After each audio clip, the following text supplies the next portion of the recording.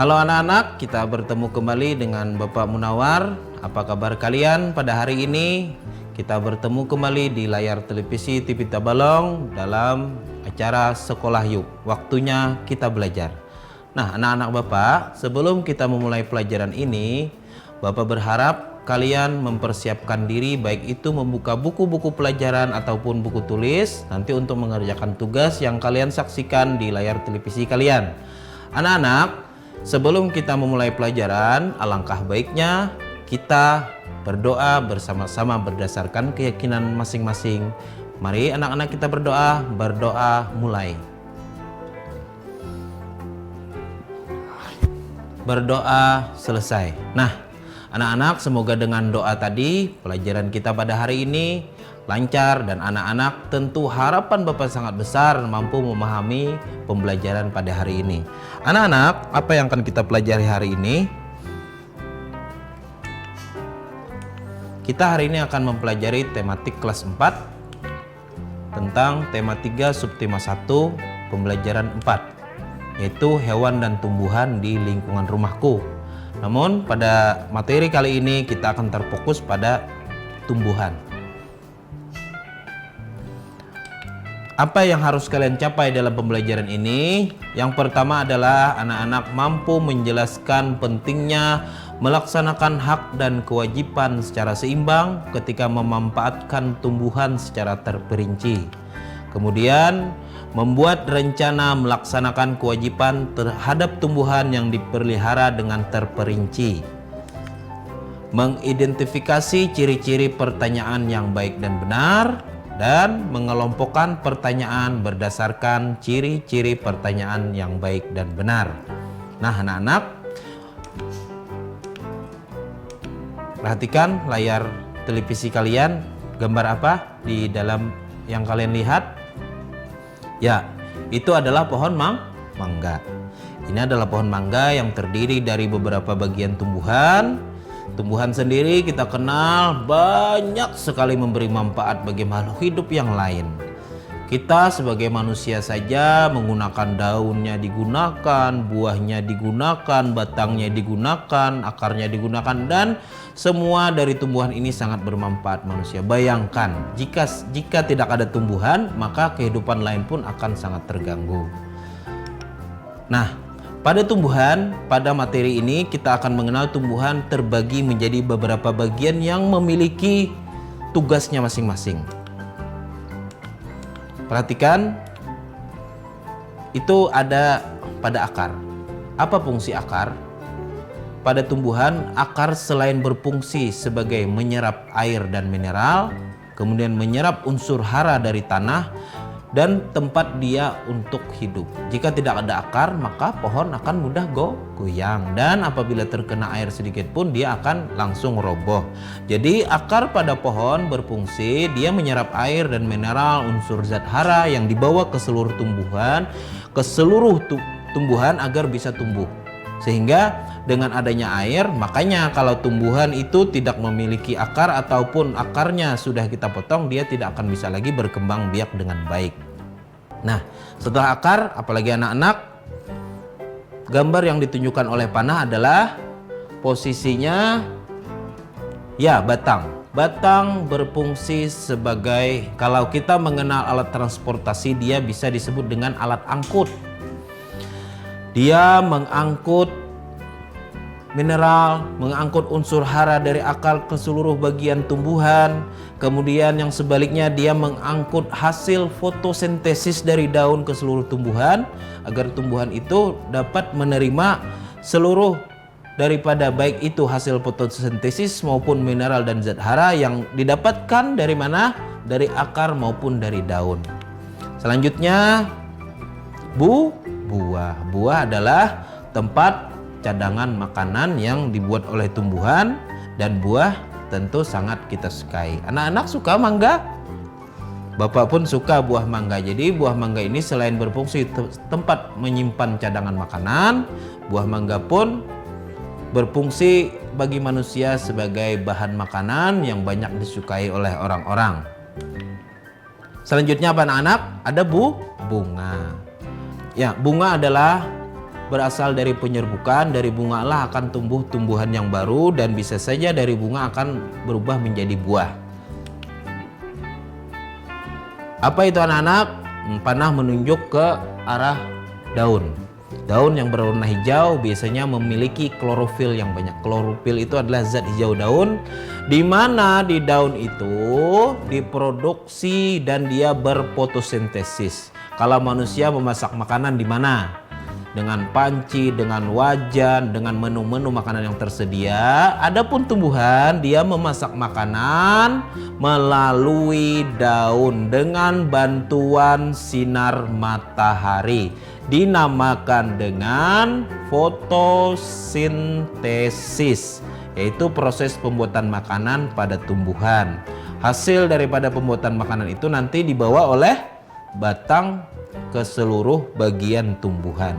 Pentingnya daun bagi tumbuhan tentu sebagai penyuplai makanan ke seluruh tumbuhan. Selanjutnya adalah biji. Biji adalah cikal bakal tumbuhan, di mana biji itu terdapat biasanya di dalam buah-buahan yang sudah ada, dan bijilah yang nanti akan menjadi buah-buahan tersebut. Artinya tempat cadangan makanan berada di dalam biji. Nah, anak-anak, sesudah kalian menyaksikan betapa banyak sekali manfaat tumbuhan tersebut. Artinya tumbuhan yang ada di atas bumi ini selain bermanfaat bagi manusia, bagi hewan dan alam sekitar kita. Kalian harus menyayangi tumbuhan dan belajar untuk merawat tumbuhan. Masih banyak sekali gerakan-gerakan untuk menanam pohon. Ada 1 orang 1 pohon, ada 1 juta pohon. Gerakan tersebut dicanangkan oleh pemerintah agar kita menanam kembali pohon-pohon yang sudah saat ini banyak sekali berkurang karena kebutuhan kita sendiri. Anak-anak, perhatikan gambar berikut ini. Lani dan adiknya. Lani mempunyai tanaman yang ditanamnya di rumah. Setiap pagi dan sore hari, Lani selalu menyiram tanamannya. Selain menyiram, Lani juga memberikan pupuk seminggu sekali. Tanaman Lani tumbuh dengan subur. Adapun adik Lani juga mempunyai tanaman yang ditanam di rumah. Seringkali ia lupa untuk menyiram tanamannya. Ia juga jarang memberikan pupuk. Lani sudah sering mengingatkan adiknya, namun adik Lani selalu lupa. Ia lebih senang menonton TV dan bermain. Tanaman miliknya layu dan hampir mati. Nah, anak-anak, kita akan melanjutkan materi pembelajaran kita hari ini setelah pesan-pesan berikut ini.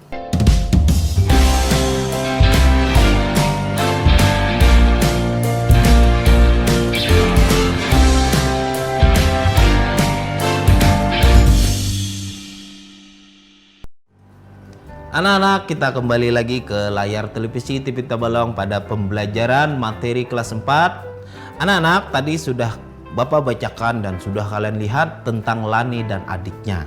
Perhatikan kalian, apa yang dilakukan Lani terhadap tanamannya. Kalian bisa menyimpulkan sendiri dari cerita tadi. Bagus tidak cara Lani merawat tanamannya?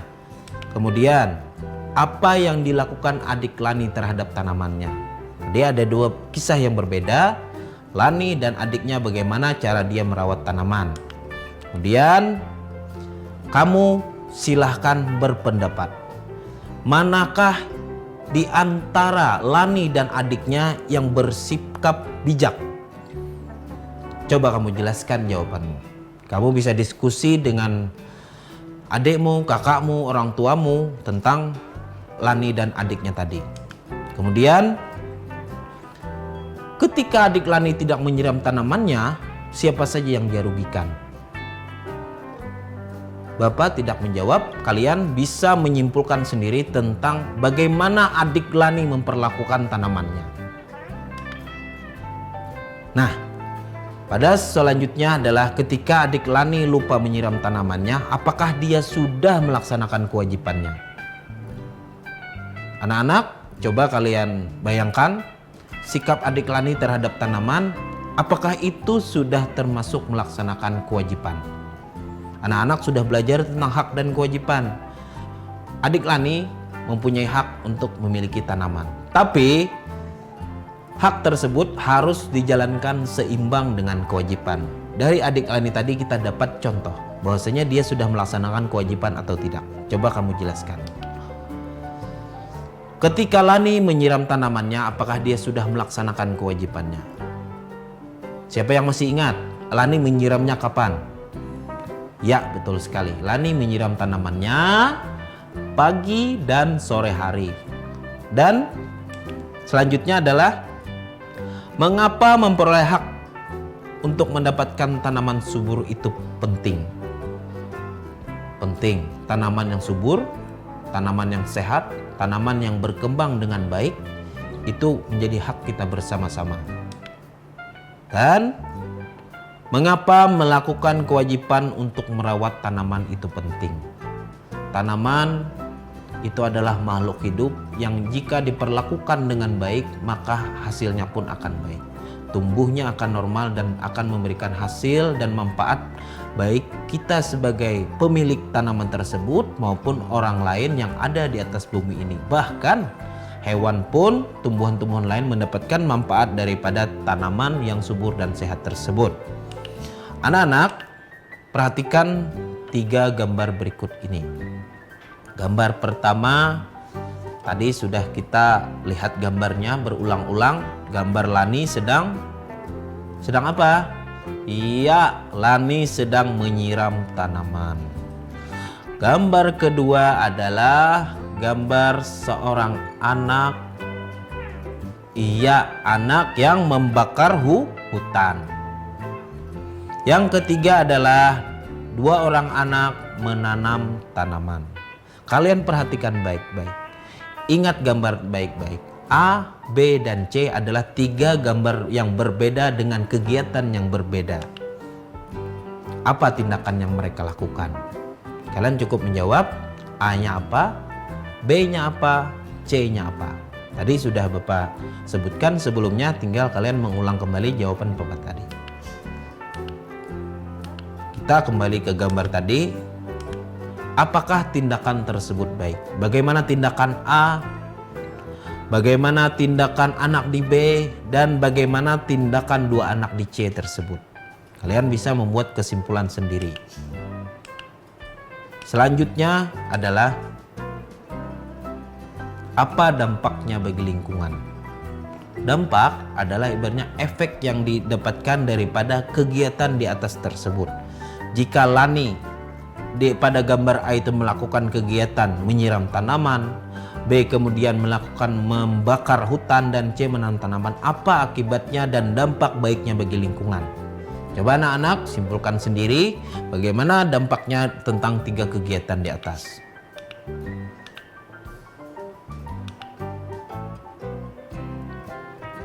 Bagi orang lain bagaimana dampaknya? Tadi terhadap lingkungan, alam sekitar, dampaknya bagaimana terhadap 3 kegiatan tersebut. Ada kegiatan A, ada kegiatan B, dan ada kegiatan C. Anak-anak cukup melihat gambar dan dapat memberikan jawaban atas pertanyaan tersebut.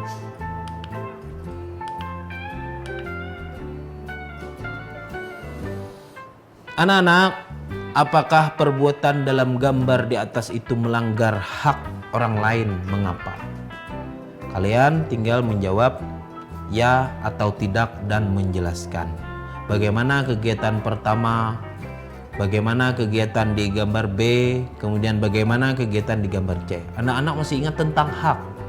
Hak adalah sesuatu yang kita miliki sejak kita lahir. Artinya hak itu adalah hal yang mutlak kita miliki. Apakah karena perbuatan di 3 gambar di atas tersebut mengganggu hak orang lain? Coba kalian jelaskan bagaimana menjawab pertanyaan tersebut.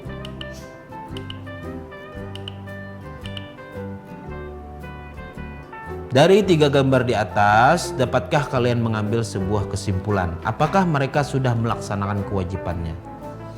Kewajiban adalah sesuatu yang harus kita laksanakan. Apabila kita memiliki kewajiban, maka harus kita laksanakan. Kewajiban tidak hanya kepada lingkungan, kewajiban tidak hanya kepada diri sendiri, tapi kewajiban kita terhadap alam pun harus kita lakukan untuk menjaga keseimbangan alam. Gambar A bagaimana? Apakah dia sudah melaksanakan kewajibannya? Gambar B dan gambar C. Selanjutnya adalah apakah yang sebaiknya dilakukan. Setelah melihat gambar di atas, apakah yang sebaiknya dilakukan? Apa yang sebaiknya dilakukan Lani? Apa yang sebaiknya dilakukan di gambar B dan apa yang sebaiknya dilakukan di gambar C agar lebih baik lagi. Setelah kalian melihat gambar ini dan kalian mampu menyimpulkan sendiri, kita akan lanjutkan ke materi selanjutnya setelah pesan-pesan berikut ini.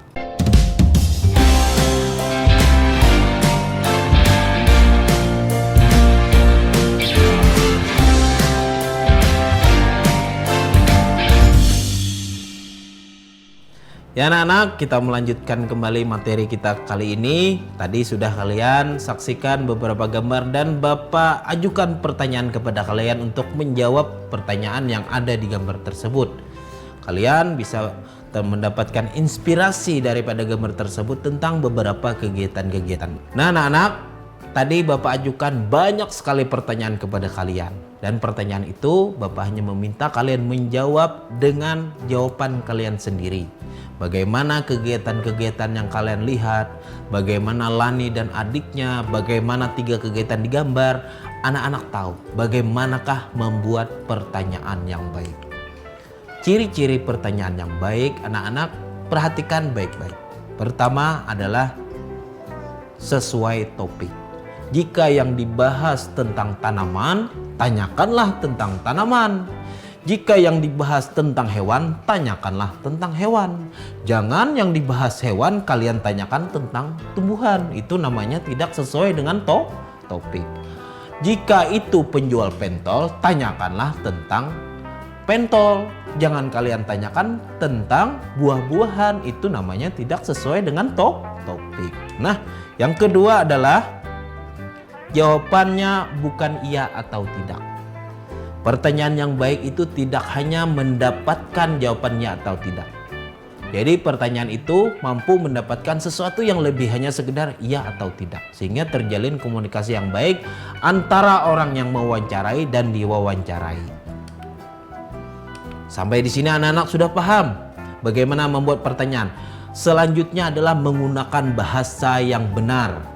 Bahasa yang kalian sampaikan itu sesuai dengan pemahaman orang yang diwawancarai.